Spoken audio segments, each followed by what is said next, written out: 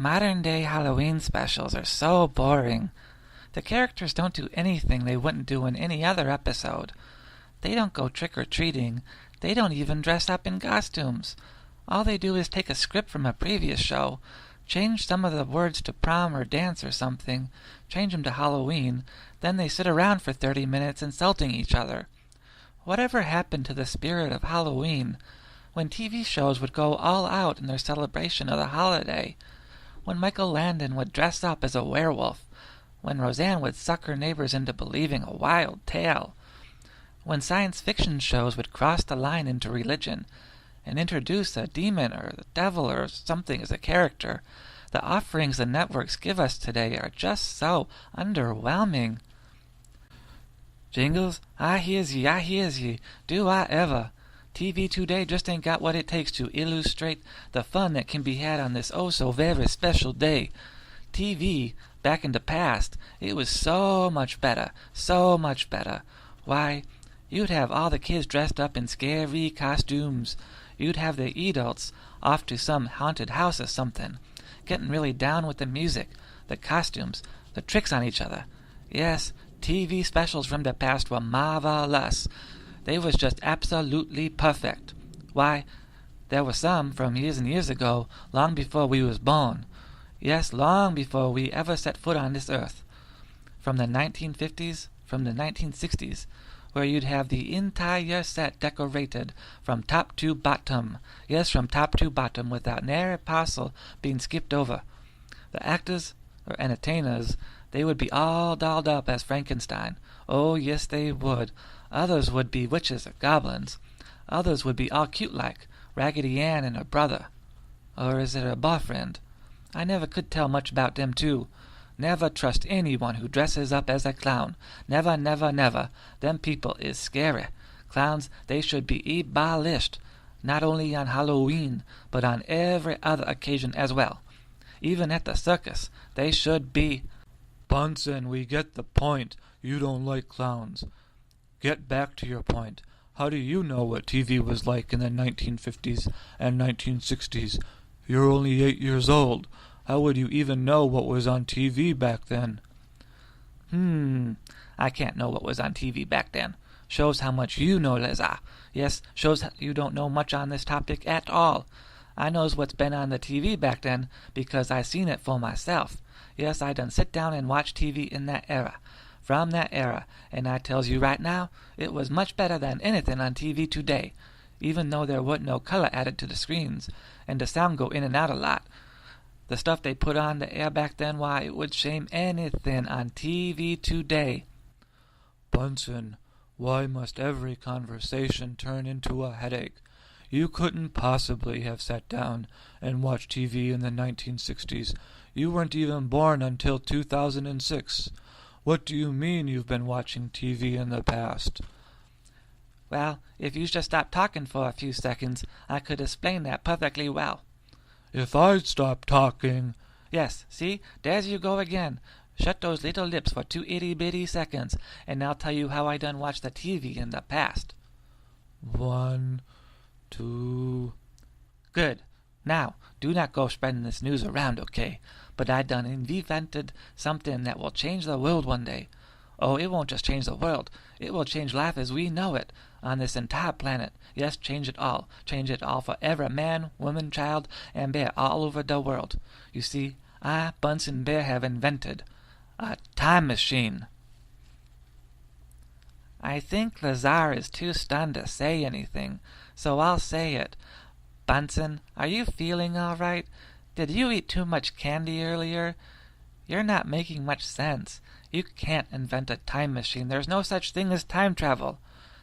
That's where you's wrong, little buddy. That's where you's dead wrong. There used to be no such thing as time travel. Now, thanks to me, there is. And I go back in time to watch TV every afternoon. The only thing is that I can only go back to the same day in a different year.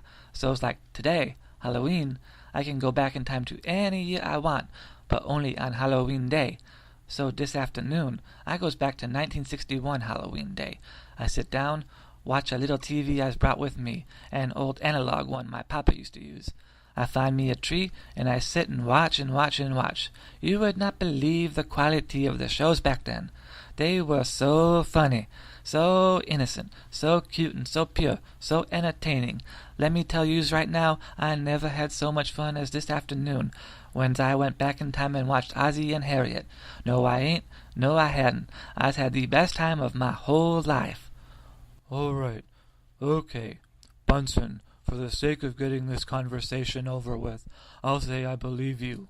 You went back in time. You watched TV in the past. I believe you. Would you kindly show us this time machine of yours? Maybe give us a little demonstration of how it works? Lazar, my friend, I thought you'd never ask. Follow me, my friend. Jingles, to the workroom. Bunsen, hurry it up, will you? We've been standing here for a half hour already. My idea of a fun Halloween is not standing here in this almost empty room, staring at you playing with radio circuits. Hold ye horses, Lazar. I told you it takes a while for these here time circuits to warm up. They's almost ready. They's almost ready. Now, let's go over the plan again. I's gonna send you back in time to 1957, right? Then, yous is gonna search for one of the rarest forms of entertainment known to date, the lost Halloween episode of the Lawrence Welk Show. If yous find it, then press the little button on your watch, and I'll activate the time circuits and bring you back, right? Bunsen, of all the things we could go back in time to find, assuming we can go back at all, what's so special about this particular Lawrence Welk show? He did tons of them. He was on the air for decades. I's glad you asked that. It is so rare because it don't exist no more. Nobody knows where the kinscope got off to. Nobody. Not one person, no, not one. There ain't a person on this whole wide earth that has any notion where it done got off to.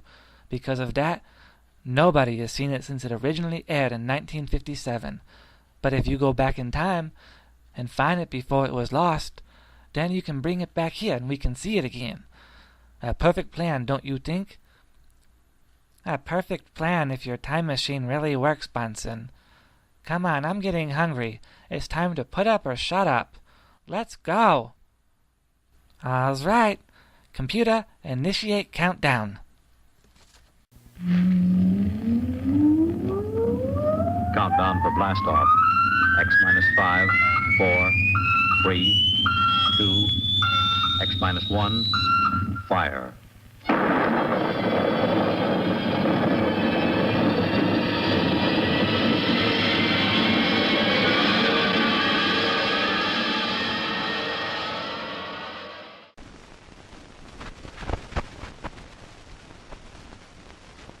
Hi, everybody. I'm Jackie Gleason. I hang around here every week. I hope you'll be watching. And away we go.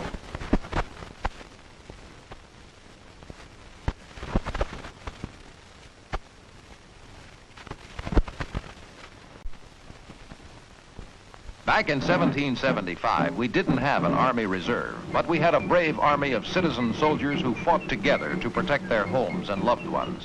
Down through history, the citizen soldier has built a proud heritage of military service. You can carry on that tradition by being active in your local Army Reserve. Hello, folks. Say, a lot of people ask me, do I mind being slapped around by that loudmouth Charlie Bratton? Well, I'll tell you. Uh-oh, here he comes now. It's Charlie! Hiya, folks. Well, we'll be looking for you on the Jackie Gleason Show.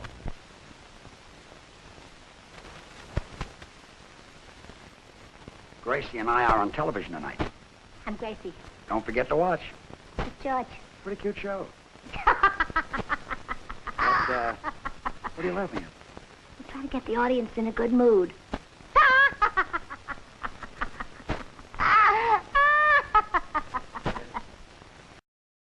And now, just to keep everybody up to date, your DeSoto Plymouth dealer wants you to know what's going on in outer space.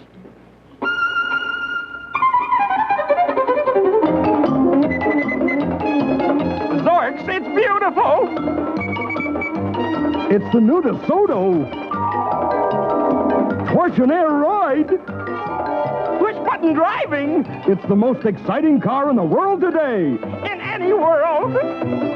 It's delightful. It's lovely. It's DeSoto.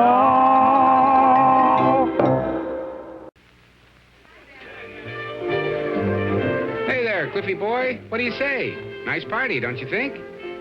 Oh, you don't think, huh? Well, buck up, boy. Try to swallow that fruit punch. Ooh. Well, how about a nice watermelon and salami sandwich? Oh, you had some, huh? 2, 3. How many? Dozen? And you wonder why that stomach of yours is pouring out the acid. Well, good news, Clifford. There's the best thing yet for acid indigestion. Tums for the tummy. Have a couple. Tastes good. And right away, you're feeling fine, because Tums act instantly to neutralize excess stomach acid. Fix heartburn right on the spot, so get with it, Clifford. Have yourself a ball.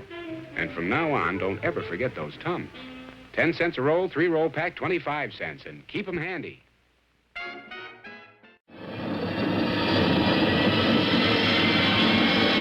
Oh my, he actually did it. Where in the past, Jingles, we're really here. But where here? Where are we, Lazar? I didn't think you'd be able to transport us into the past, much less another place. Where on earth could we be? We could be anywhere, Jingles. I guess we should have taken Bunsen more seriously. I guess Bunsen not only sent us back into time, but to wherever he thought we'd be able to find the lost Lawrence Welk show. He not only transported us back into time, but apparently into some kind of attic or vault. Look at all this stuff, Jingles. Look at all these antiques. These aren't antiques, Lazar. Not now, anyway. Nor will they be for a long time to come. These items, they are the latest in technology, at least in how this era sees technology. It will be a long time before these items are in a resale shop. They must be extras, backups, in case the main ones break down. Come on, let's look for the show. I don't know about you, but this is kind of creepy. Being somewhere in time, someplace strange. I want to get back home as soon as possible. Let's look around and see if the lost show is here. Jingles, look at this. The Legend of Sleepy Hollow. It's a book, right? I've seen these at my grandmother's house. Actual paper. Weird. Only you would find a book to be weird, Lazar. People still do read them, even in our time. It's just those tablets so quickly replace them.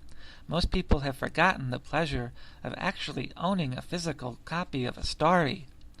Those apps and tablets and downloads. Technology can be a great thing sometimes, but no matter what is invented to replace them, nothing will ever beat holding a book, made of paper, in your hands and reading it every night. As Bunsen would say, no such thing can ever replace it. No, it can't. No, it cannot. Have you ever read this one, Jingles? What's it about? You'd like it, Lazar. It's up your alley. It's about this school teacher named Ichabod Crane. He existed a long time ago, even longer than 1957. He taught in a little one-room schoolhouse that also served as his home. It was a long time before the advent of the car. People still rode horses. There was no phone. Even mail was still in its infancy back then. There were no heaters or air conditioners. People heating their homes with firewood, and in the summer, well, the only way to cool down was to drink lots of water. The only entertainment was that which the community could provide: singing, dancing, and, of course, storytelling. What kind of stories did they tell, Jingles? That's the story in itself. For the story of Sleepy Hollow really begins one Halloween night when Ichabod was at a party. He was in love with a woman named Katrina. Unfortunately for Ichabod, so was someone else, someone named Brom Bones. Whereas Ichabod was skinny, Brom was muscular.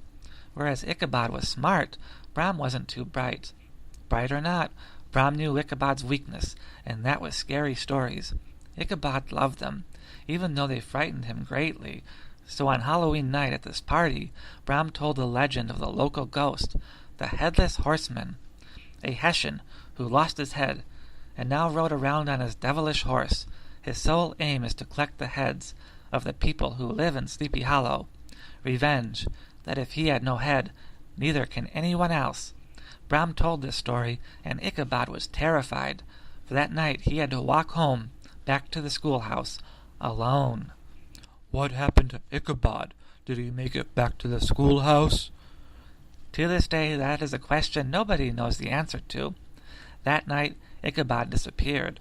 All that was left of Ichabod in Sleepy Hollow was his hat, his shoes, and his footprints near the bridge exiting the town.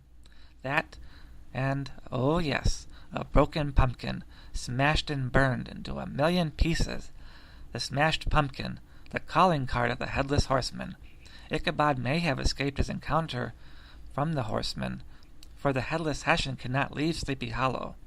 But if Ichabod did not make it across the bridge, he became another victim of the haunted horseman. Wow, that's a great story. I'll have to see if Amazon has it for download, so I can read it on my tablet tonight. Lazar, you listen so well, but sometimes you never learn.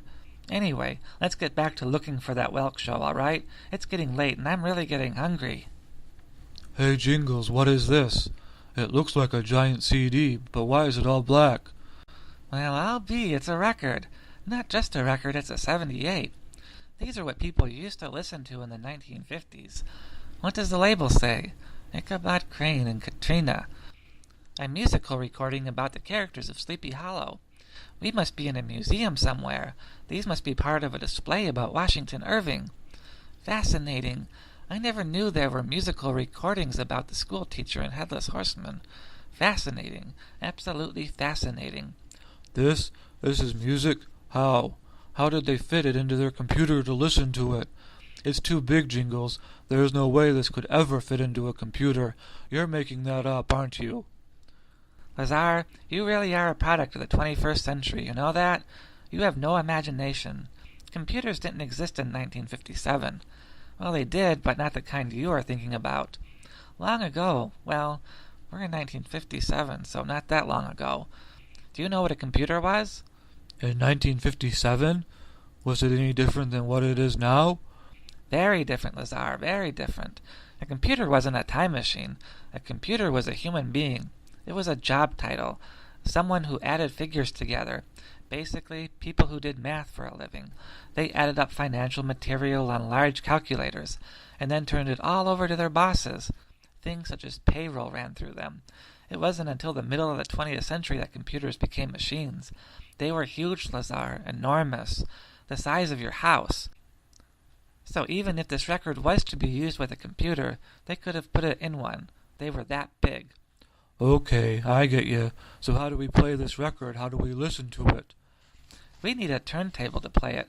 A 78 round per minute record would only be about 2.5 minutes long, on each side. One song, one side. That's all you'd get.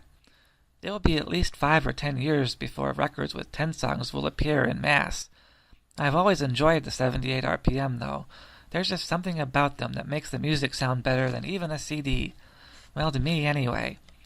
I'll take a cue from you, though, Lazar. When we get back, I'll have to see if Amazon has these songs for download. I'd love to hear them. Now, come on. I'm really getting hungry, and we still gotta find this lost Welk show. Jingles, look. I've never seen anything like this before. What is it? It's like Scotch tape. Let me see. LWHS on a reel. This is it, Lazar, this is it. You found what we've been looking for. The Lawrence Welk Halloween show. This is a TV show? How? If you put it in a DVD player, it's going to make a mess. This tape will run all over the place.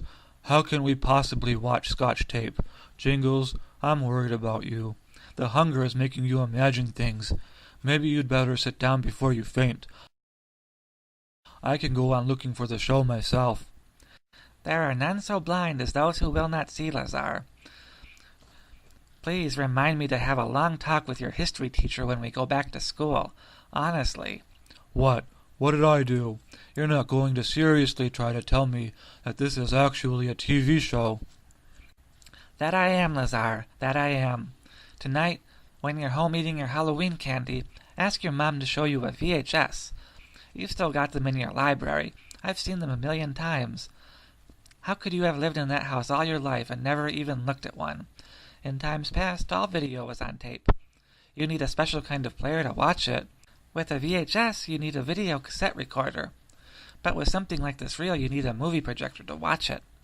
Someone would load it on the projector, aim it at the wall or the screen, and you'd be able to watch whatever video was stored on the tape. DVDs eventually replaced the taped video media in the late 1990s. Now you don't even need a DVD. We just watch on the internet. But in years past, well, this is what everyone used to record or play video.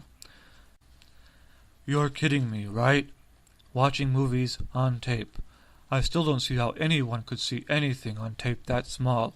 But if you say so, Jingles, I believe you. You have always known more about history than I do. We've come for what we were sent back here to find, my friend. I'll just touch this watch and we'll be home. As I've just said, just touch this watch and we'll be home.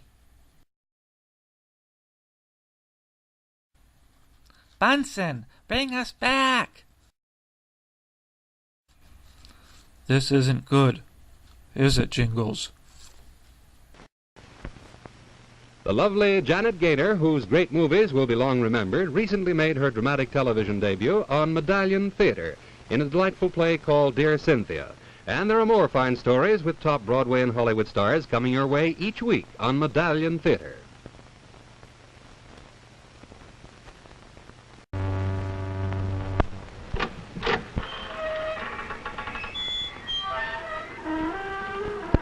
This is your host, ready to take you through that creaking door for spine-tingling inner sanctum mystery dramas.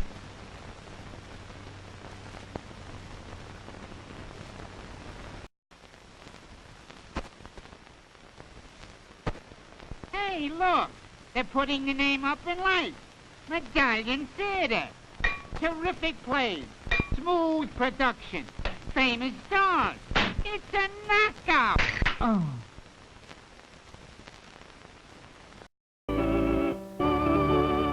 It's incredible.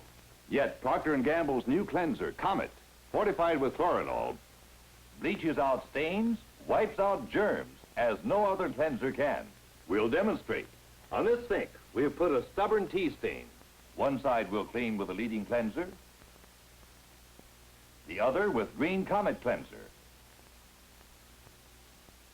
You can do this test yourself. Compare Comet with any cleanser you've been using.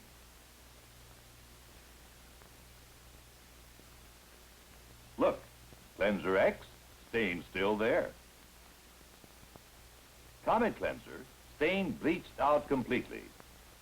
Proof that Comet, with its exclusive chlorine ingredient chloranol, gets sinks and tubs cleaner and whiter than any other leading cleanser. Comet disinfects too. Leaves porcelain up to 99% free of household germs.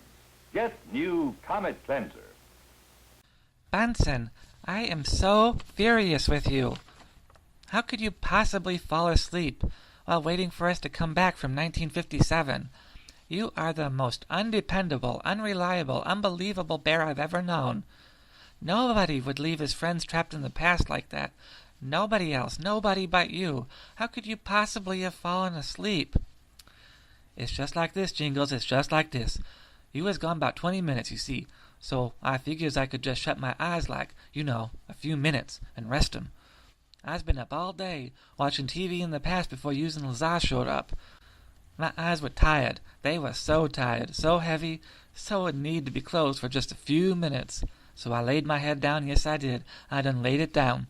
I shut my eyes softly so I'd not fall asleep. But, well, you know, before you'd know it, I was asleep. But what are you complaining about so much? You was only back there 3 extra minutes before I saw the light flashing. Woke up and brought you back. Why are you so mad?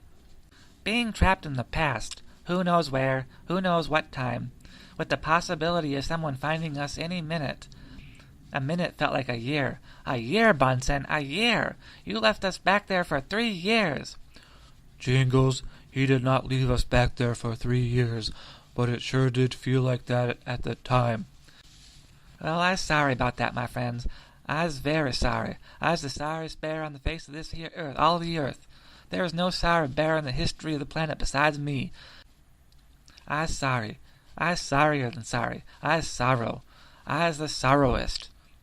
There's no such word as sorrowest, Bunsen, but I know you didn't mean it.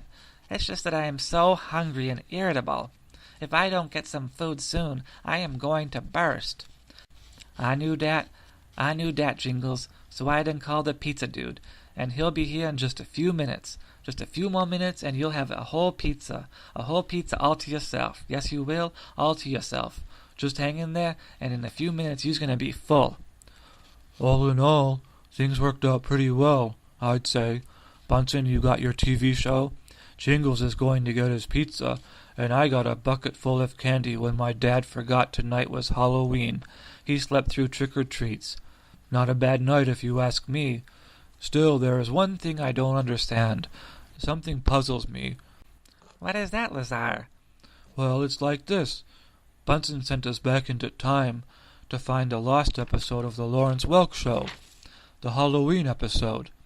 We found it, we brought it back to the present, and Bunsen's father is transferring it into a DVD so we can watch it with our pizza. All worked out exactly as planned, but the part I don't understand is this. Since we were the ones who went back and took the lost episode and brought it into the present, aren't we the ones responsible for it being lost in the first place? If we hadn't have taken it, maybe it wouldn't have gotten lost. Then we wouldn't have had to go out and get it, and it would be on TV every year. But if it were on TV every year, we wouldn't have gone back into time. And then wouldn't it have ended up as lost as it has been? Ow. Ow. My head done hurt from that, Lazar. My head done really hurt. My head is about to explode from that revelation. Ow. Ow. I need to lay down for a while. Yes, I do. A long, long while. I'll see you guys when the pizza arrives. Yes, Lazar, it does seem that we are the ones responsible for the show going missing. Originally. Don't let it hurt your mind too much. In the end, it's not really important. What is important is that finally, if my nose is telling the truth, the pizza is here. Pizza? Head's fine. Gotta eat.